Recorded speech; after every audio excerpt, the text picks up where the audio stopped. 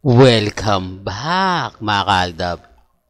Ito na naman po ang inyong lingkod, si Mr. Destiny. At syempre magbibigay po tayo ng pinakamainit na update po ngayon sa social media. Well, nasa SM Valenzuela nga po si Alden Richards. Grabe no, ayan po yung nagtitinda ng ticket mga kaaldab. Ito yung sinasabi natin mga kaaldab, may kanya-kanya tayong opinion. May kanya-kanya tayong senaryo mga kaaldab. Sabi ko nga po sa inyo kung si Alden Richards nga po talaga yung bibilihan nyo ng ticket, 101%, di po ba? Kaya nga po mga kaaldab, sabi ko sa inyo, kung gusto nyo lang ng latest, kung gusto nyo lang po ng trending, dito lang po kayo kay Mr. Destiny. At kita nyo naman po yung hiyawan at tilian po ng mga netizen, di po ba? Kapag ramdam na ramdam mo na naandyan si Alden, yung presensya ng audience o ng crowd talagang malakas. Hindi po ba? Tapos trending na naman si Alden Richards sa Twitter. Celebrity trending. Hindi po ba? O baka may mag-react na naman. Sabihin na naman nila, hindi totoo, okay lang. Hindi po ba? Ako naman po, pagdating sa mga bagay-bagay na binabato natin o ina-update natin, hindi naman tayo nagpapauli. Ang sa akin lang, kung ano lang ng trending, kung ano yung latest, kung ano yung pinag-uusapan, kung ano yung ganap kay Alden, di po ba? Naandito agad-agad tayo. Ganyan po tayo ka-updated. Sa mga nagre-react, nagko-komento, wala naman pong resibo at ebidensya, mas pinaniniwalaan pa, di po ba? Yan ang masakit yan. Samantalang ikaw, nagpapakita ka ng ebidensya at resibo, hindi mo inedit, walang halong edited na nangyari, kung makapag-react sila, akala mo sila na po yung maraming alam. Sila na po yung gigil na gigil, di po ba? Although sinasabi natin na pinag-usapan nga po yung topak, bagsak naman po talaga at wala naman po talagang sabihin na natin na hindi kumita, di po ba? Kaya nga po nakapagtataka nagkakaroon po ng issue. Yung topak hindi kumita samantalang yung kay Catherine umabot na 100 million. Kaya nga po walang naniniwala Hindi po ba 100 million? Grabe. Parang hindi naman kapanipaniwala. Parang sinasabi lang nila para makakuha ng simpatya. Parang ginagawa lang po nila yan para masabi lang na merong ganito, merong ganon. Di po ba? Pero gaya ng sinabi ko, may kanya-kanya tayong opinion. May kanya-kanya tayong reaksyon. At kumbaga komento. Di po ba? Pero bago tayo magtuloy at bago natin pag-usapan itong mainit na update po natin, kung bago ka lang sa channel na to, at isa kang true blooded Aldab Nation na nagmamahal po kila Mengay at Tisoy, tama po ang channel na pinuntahan mo. Kaya consider na po kitang bagong subscriber. At huwag mong kalimutang i-share ang mga video po natin sa mga mami, sa mga titas, at sa mga senyor. Well, tama naman po yung ibang nagko-komento. Tama naman po yung mga sinasabi nila.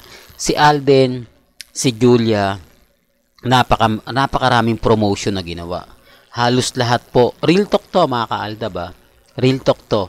Halos lahat po ata ng palabas sa GMA Kapuso, inikot po nila.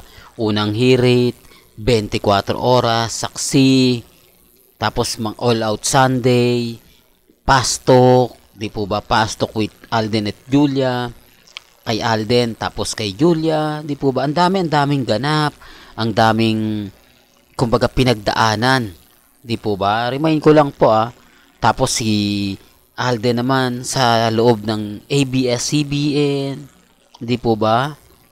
Tapos magandang buhay, tapos ang dami pang mga ganap, tapos kay Ogie Diaz, kay Luis Manzano, ang dami, di po ba? Sinasabi ko lang po ito para klaro kasi sabi ko nga po sa inyo, kung promotion lang po ang pag-uusapan at kung ikukumpara, real talk, kung ikukumpara kay Kat, parang hindi naman po, parang imposible naman po, no? Na umabot sa 100 million. Pero kahit sinabi ko mga kaaldab, hindi tayo naninira Kumbaga sa akin, sinasabi ko lang po yung opinion ng mga netizen. Sinasabi ko lang po yung mga nagiging komento po nila sa social media. Ako lang naman po yung nagiging boses na mapapaisip naman po talaga kayo. Si Julia at si Alden talaga yung marami. Di po ba? Bukod po dito sa group study, di po ba? Sa Cebu, sa mga eskwelahan, talagang yung group study ginampanan. Tapos nagkaroon pa ng cinema tour. O, etong si Alden at si Julia Montes. Kaya nga po nakapagtataka, no?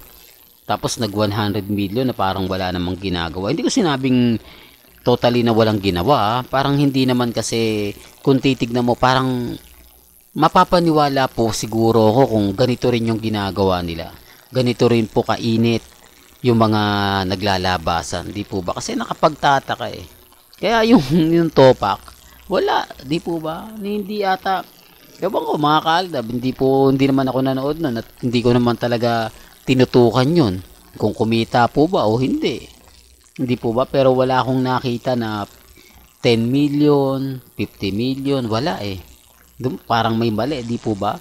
Parang kung titignan mo, kaya nga po yung iba nagtataka eh. Hindi natin masisisi. Kaya nga po sabi ko sa inyo, may mga bagay-bagay po na mahirap nga po talagang ipaliwanag. Dahil sinasabi ng iba, hindi daw tinalo ni Julia Montes at Alden Richards yung pelikula nila Kat. Hindi po ba? Although sabihin ko na naman na, hindi naman tinalo. Pero nakapagtataka, di po ba? 100 million. Tapos kay Alden, todo promotion. O baka sabihin nila, hindi, sikat na sikat talaga si Catherine eh. Si Catherine ang bumuhat talaga kay Alden sa Lola, goodbye. Di po ba? Yun naman nasasabihin na. Pero never, kumbaga, okay na, huwag na natin pag-usapan yan. Kumbaga, sinasabi ko lang po ito, yung mga reaksyon ng mga netizen. Di po ba? Na may, kumbaga, bahala po kayo. Ang sa akin lang po, kahit papaano, mapapaisip naman po kayo. Di po ba? Hindi naman siguro masama yung mga sinasabi ng mga ilang netizen na napapaisip din. Kung ikukumpara ngayon na talagang todo naman po talaga yung promotion na ginagawa ni Alden Richards na kulang talaga sa kanya itong isang linggo. Hindi po ba? Pagkatapos nito, nasaan si Alden? Siyempre, nanonood ng ML, no?